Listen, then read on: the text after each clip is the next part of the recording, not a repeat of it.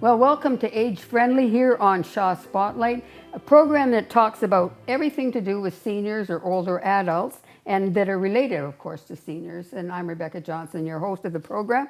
And today's program, we're going to be talking about EMS, which is the Emergency Medical Service here in the District of Thunder Bay. And of course, Shane Muir, who is the chief of the EMS, is my guest this evening. We're also going to have Jim, who is going to be joining us, Jim Greenaway, a couple of segments of the program a little bit later. But Shane, Chief, I should call you Chief, then I would know that you're the chief of the EMS. And thank you for coming and joining me and taking the time away from your busy schedule.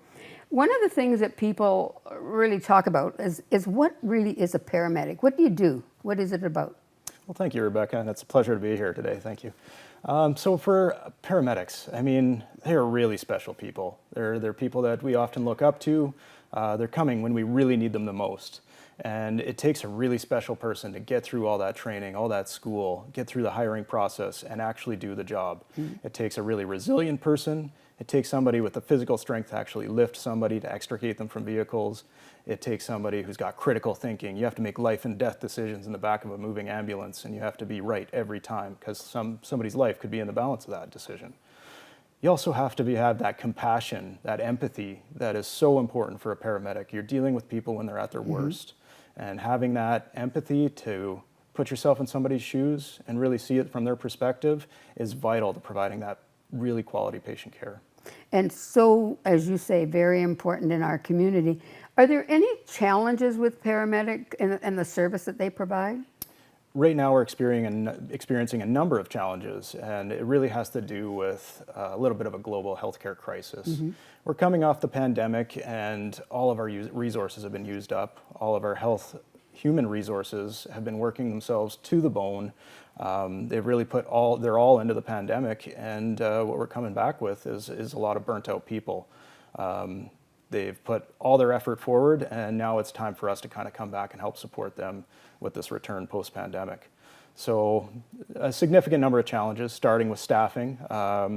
We've been fortunate enough to have a great recruitment year. Mm-hmm. Got 17 new paramedics that were hired into the city and 9 in the district.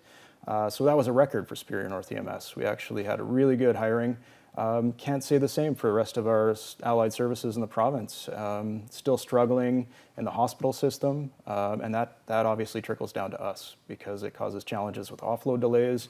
When you can't get people out of the hospital, they start stacking up on the other end when we're bringing them in, and that results in some delays getting access to care. One of the things that people say if they call, and what is the number that people have to call if they want an emergent, EMS to come to their home? Or so that's an easy number to remember. It's 911, mm-hmm. and what you're going to see is a couple paramedics that show up.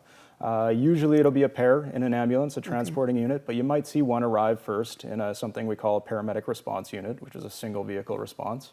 And they're going to come dressed just like I am today, mm-hmm. Very similar kind of uniform, and they're going to show up and they're going to be able to bring a lot of those aspects of the emergency department right to your home. Now you have a dispatch service. Does it work well? That's, yes. So we do have a Ministry of Health dispatch service right now, mm-hmm. which is working under a system called DPCI-2. And we will be actually changing and evolving that. We are coming out with a brand new dispatch system called Medical Priority Dispatch System. It's world-renowned, it's groundbreaking, it's going to be huge for us here locally. Because of our system busyness, we are just overtaxed with calls. And what this system's really going to do is help our dispatchers get accurate information when they're taking the calls. Mm-hmm. That information is going to get reflected back to us so we can send the appropriate response. And that would mean that depending on what is wrong, whether it's maybe a heart attack or a broken leg or something that's way worse, an accident, then they would know exactly what needs to be or who needs to be there. That's is right. That it? So we're going back and building our deployment plan right. To match all those responses exactly how we'd like to see them. And what's really nice about this system is it's coming from a system right now that's built around liabilities. So every call that really comes in gets high prioritization, and every call goes out as a lights and sirens call. And what we're really coming back with is less than 4%, those true emergencies. Right. So we want to get better, more accurate call taking so that we can actually send that appropriate response and have that ambulance really available. So when that true emergency does come in, we have a resource to send. And that's so very important. One of the things that I went on the website to find out a little bit of information before we did the taping, and it's Superior North. So within the fact that it's Superior North Emergency Medical Service, that means it's the district of Thunder Bay that That's you correct. represent. That's a lot of people and a lot of area. Yes, it is. It's a very large area. We cover everywhere from Uppsala all Right. the way to the tip of Marathon and Manitowaj and all the way up past Greenstone and Nakina area. So it's a huge geography. So with that, like how many vehicles would you have like throughout that whole district? Is there quite a few? Oh yes, we have I think 56 vehicles that actually are part of our fleet. And they're out on the road whenever. Now, one of the things you mentioned about is the fact that they have to transport people. That would mean that, like, from a hospital to a home, or a home to a hospital, or from a hospital to another hospital, is all those kinds of things have to happen. Correct. So our focus is mainly in those 911 response, Right. The actual emergency calls. We do interfacility transfers, so that hospital to hospital transfer, or sometimes an airport to hospital or hospital to airport. We do those as well. We see them a lot in the district, but we are now building in transportation services to really help with those low priority calls. So again, just because of our system busyness and how busy we are, we want to make ourselves available for those true emergencies. Sometimes people say that at the hospital, say the regional hospital, there might be a couple of your service people standing there, and that's tying it up. Is that one of the challenges that you have, or? So we do have an offload delay problem. Correct, okay. And that's when our health system becomes so busy that the hospital is backing up. There is no alternate level of care to send patients to get them out of the hospital, so they end up being admitted. And then that backs up into the emergency department, because the emergency department then can't move people to the floors, and then that backs up into the ambulance Right. system. So we end up sitting on a ramp, sitting in a garage, waiting to get somebody into the emergency department because nobody's flowing through. We're just about at the end of this segment, Shane.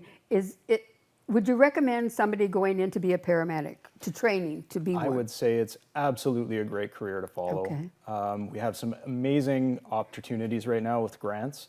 So there's something called a Learn and Stay grant. And what that does is really provide an opportunity for you to become a paramedic, work in a northern area of the province, anywhere with a P area code, and your school will actually be reimbursed. Everything that comes needs that, and it would be free schooling. Paramedics. We need paramedics very desperately. So. Well, that's a good way to conclude our segment on that. So if people are really interested in this and being empathetic and caring about people, that's probably the most important when they're looking at an education as being a paramedic. Shane Muir, my guest at this point in time, we're going to be talking to Jim Greenaway about community paramedicine and aging well in our next segments.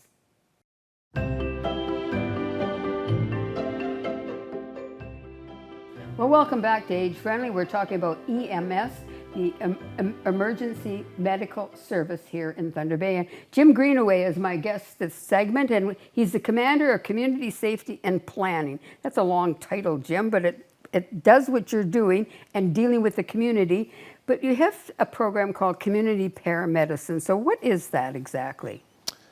Well, first of all, thanks for having us out today, Rebecca. We really appreciate the invite. Community Paramedicine is a new program where you take a paramedic out of the traditional 911 response system and place them into more of a proactive health maintenance, health promotion role.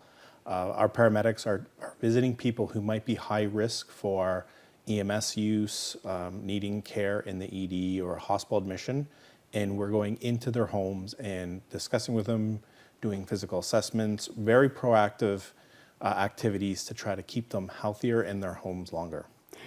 When you talk about that, are we talking about older adults, or are we talking about general public? Who's your target audience? The nice thing about community paramedics is that paramedics have always worked in people's homes. They're highly flexible, and each program can be tailored to each individual community. So in the case of the City of Thunder Bay and Beardmore, where we have active CP programs, it really does focus on older adults. All right. So how do I know that I need to have a paramedic coming and visiting me? So currently right now we take referrals from other healthcare professionals or other community support services, primary care providers, home and community care coordinators, paramedics who might visit you on a 911 call can place a referral. But really, we're looking for individuals who may be struggling at home, who may be socially isolated, typically have chronic conditions that increase their probability of needing a 911 call and going into the ED. We don't like to turn anyone down, but we're looking at characteristics that place people at high risk of a hospital admission and additional care. We also are not interested in duplicating services out in the community. There's lots of great services out there currently today. And if someone is well cared with a nurse practitioner at home, which have a higher scope of practice than our paramedic team, then they will probably won't need our services. So we're not looking to duplicate services. We're looking for people who don't have enough in their home. They might have barriers getting care, seeing their primary care provider. So we'll bring the service to them and advocate for them. If I was an isolated individual, as I am an older adult, and a paramedic knocked at my door and said, we've had a referral to come and see you, what happens at that point in time? At that point, we have a highly dedicated team of paramedics who have additional training outside of EMS. They can still respond in the traditional emergency role, which is really nice, but they do have additional training. What they'll do is they'll sit down and they'll explain what the program entails, what the goals of the program are, answer any questions. And at that point, if the client wishes to continue with the service, they would sign consent just to make sure that we would share their information only at their request, usually with their primary care provider. So that would be their family physician, it could be their nurse practitioner.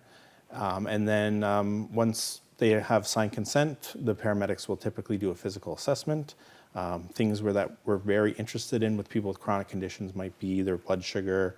We'll want their body weight if they have congestive heart failure or heart failure, just to monitor body fluid, not so much fat content. We'll listen to their lungs. We'll provide a head-to-toe physical assessment just to get a good baseline. And then at any time that the client feels that they need help, they can always call our community paramedic main line, and we will send our staff over to make sure they're doing okay and try to catch that change early as possible. You just lead me into another question, is the fact that this might not just be a one-time visit, it could be an ongoing visit. Meaning that they would come over, I don't know, how often would that occur? Yeah, so we try to determine the rate of visits based on someone's acuity level. So how bad or what the current conditions are, because, day to day, all humans, change and fluctuate in their health. Some days we get a cold, we feel worse, and then other days we're on our best. So it can range from 24-hour follow-up. We'll see people next day. Sometimes it might be a virtual check-in. We might call them. But sometimes we might stretch it out to 6 months if people are doing really fine, they're really stable. And then again, leave the number so that if they find something is changing, we really encourage them to call us so we can go see them. Do you use any machinery or anything? Like what kind of technology do you use and to assist an individual? So as Chief Muir alluded to earlier, human health resources in paramedicine right now is a little rough. So we try to do everything in our power to maximize our reach and help as many people as possible. So use of technology is embraced. Our paramedics have taken to that readily. We have remote patient technology in the homes of over 40 clients in our CP program. Those clients who are at high risk can monitor their vitals every day. It's sent to an online platform, completely encrypted, and we have paramedics monitoring that. So if we see any deviation in their normal vital signs, it'll alert us and we'll call them and catch it even earlier. It's a beautiful program. One of the things that we're finding, more and more seniors or older adults are starting to use technology. There was a point there, where we had a real challenge with that. So that's getting better. So if you go into a home and they don't have technology and they either the equipment or they don't know how to use it, do you help them learn so that they can use it? Absolutely. One of the things we trained our paramedics is about ageism, right? Yes. We treat people like individuals and not like their age bracket. We've had many older adults in our program learn how to use tablets, learn technology. Oh, that's wonderful. They can take readily to the remote patient technology. Right, and they pick it up. Yep, and they flourish and they do their vitals every day, and we help them. And they often call us and say, it's really nice to know you guys are on the other end watching. Right. And when I get a call from you, I'm not upset that I know you're there watching our vital signs every day. One of the things we talked to the chief earlier is the fact that we the EMS represents the whole district. So are you doing this throughout the whole district, not just within the city of Thunder Bay? Our vision is to align EMS community paramedicine right from the Ontario border right across, to unify it across the province. In Thunder Bay, unfortunately, we had robust programs up until the pandemic. And then when we had the shift resources to frontline, we lost a lot of our programs. The plan is to bring them back. We had great programs in Uppsala, Marathon, Terrace Bay Scriber, Greenstone. Unfortunately, currently right now we have a really nice hybrid program in Beardmore where we have paramedics who can do community paramedicine and still respond to 911 emergencies at the same time. One of the things you've alluded to in our conversation is the fact that there's good testimonials and meaning that people are appreciative of the program. Is that what you hear? Yes, from not just family, but also caregivers. We try to keep caregivers involved if the client, again, consents. A lot of family move away, and a lot of our older adults are living isolated in Thunder Bay. So, yeah, our clients directly, family, we have a 99% approval rating. 99 would recommend it to a friend. A lot of good feedback from our clients that really enjoy. They feel more connected to the community. Thank you very much. Jim Greenaway, my guest.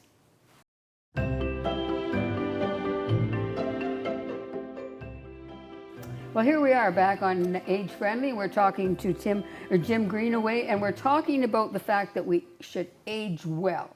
As an adult and as an individual, as a senior, you need to make sure that you're in good physical shape and things like that. Jim, how do we do that? The cornerstone of aging well is movement. Movement. Staying active. Yep. Like actually physically we're talking Physically about moving, A to B. Whether that is 2.5 hours of moderate exercise a week, or whether it is just having a hobby like gardening or staying active, moving around your apartment, practicing sitting up and standing, movement is the key. So does this mean to say that every day you should literally get up? If you're in an apartment, a lot of older adults are in apartments instead of their homes. So you need to get up and walk around the apartment would help? Yep, even getting from a seated position and standing multiple times is exercise. That's considered movement, even though you're not going from A to B. That can be helpful for some of our clients. The locomotion movement we call it frailty when someone slows up and they start to lose muscle mass. And that has been so exacerbated by the pandemic because everyone was isolating and staying in place. That's right, so move. Very important. What about eating? Eating is another one of those, it seems basic, but it's a pillar of your own healthcare for all ages. You really want to try to make more choices for fruit and vegetables, leafy vegetables, lean meats, whole grains, and really try to limit sugars, fats, snacking kind of consumption. Can be really difficult in this day and age with inflation, but there's also great services like Meals on Wheels out there and other nutritional supports that can help seniors. I recommend everyone who's listening to the program download the Age Friendly Guide. Canada 411 is a great resource. Community Paramedics is a great resource. A lot of good organizations can be out there to help with making more food choices in the age of increasing costs. One of the things that I'm finding and chatting with people that are older adults in the last week, it's just one of those fluky things, is the fact that they have been, both these individuals have been told they aren't drinking enough water. So they're getting dehydrated. Not a good situation. So we need to drink more. Yep. Clear liquids, water is a great alternative.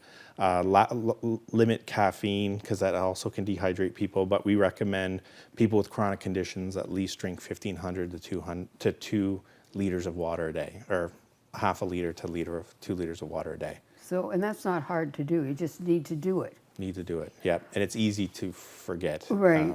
Now, one of the things that I don't want to get into, you shouldn't smoke and all the rest of it, but if you do, you shouldn't really smoke. It's never too late to smoke. No, stop. The health benefits are immediate, and it is one of the best things you can do for your health. That and limiting alcohol consumption as well. Right. There's some new rules out about how much alcohol. In fact, it's less than what you ever had before for drinking alcohol. It's quite a change. Yep, it's been reduced. There's no real therapeutic benefit from drinking alcohol, as the new guidelines show.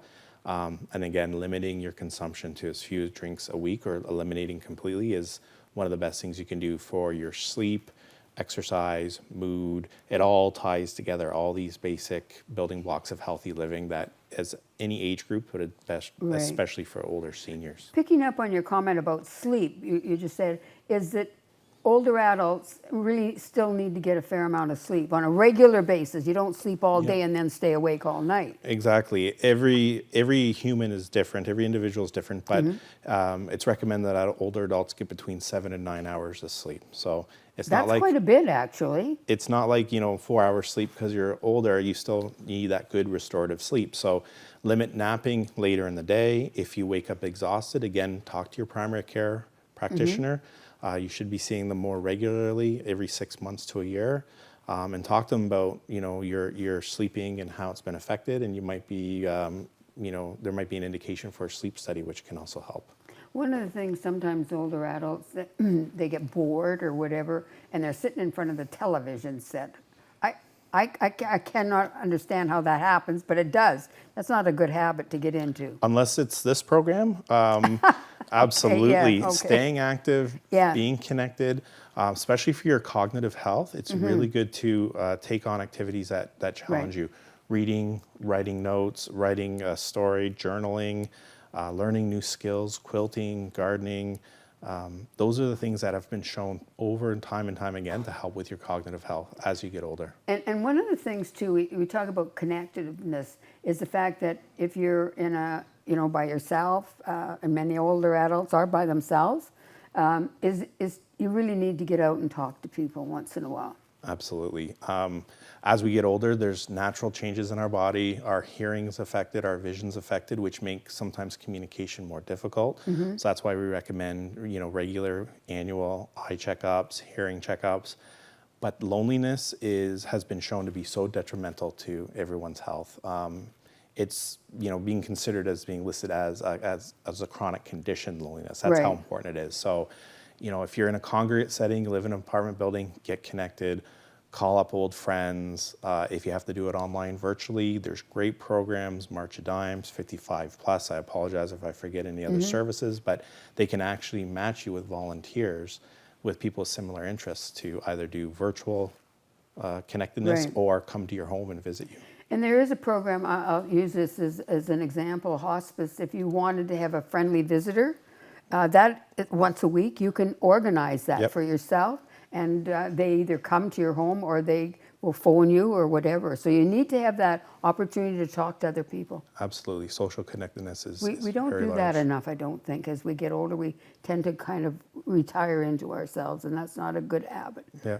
And there's lots of places to go and be involved in. Absolutely. A lot of great organizations, a lot of great green spaces. Being social in outdoors can also do wonders for our mental health. It helps combat stress, induces relaxation, which is also a very large component of aging well. You've given us a really good analysis of what you need to do as an older adult and to age well. It's so very important, and whether it's moving or eating or stopping smoking and drinking and things like that. But really, thank you for that, Jim. That's really good information. And for those that are watching, I'm sure that they're just going to be up there and doing whatever and moving around and all the rest of it. So thank you very much. It's really been good information.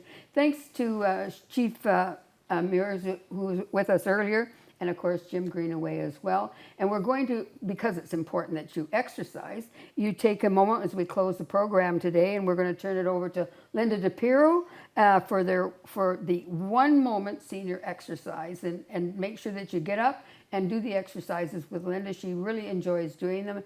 And Jim, thanks again. This has been some really good information from the EMS, and I appreciate you and Shane being involved today. Thank you so very much. Thank you. Hi, I'm Linda DePiro, and today we're going to focus on upper body, called a 3-part arm series. I'm using a chair. You can use a weight, soup cans, whatever works for you.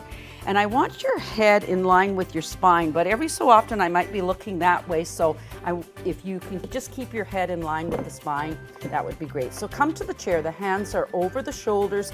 Your back knee is going to come to the chair.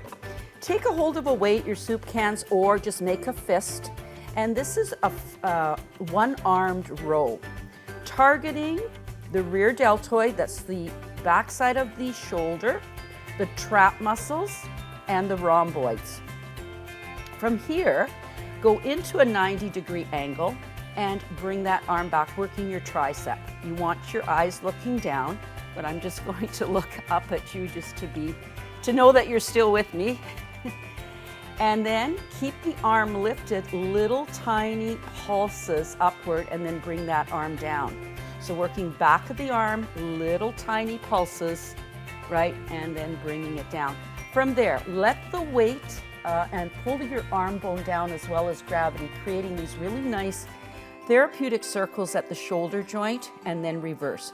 You will not need a weight for this. We're focusing on more mobility. Pulling back into your row, back into your tricep, making a snow angel forward, bringing it down. And again, row, up, forward, bringing it in. And then you can go into your breaststroke. So we got nice upward and downward rotation of the scapula. Listen to your body and combine all these movements together. Try with a little bit with the weight for the strengthening, and then try doing it as we did, all incomplete, so we get a great range of movement with all those wonderful moves. Okay, thanks for joining, and see you next time. Bye now.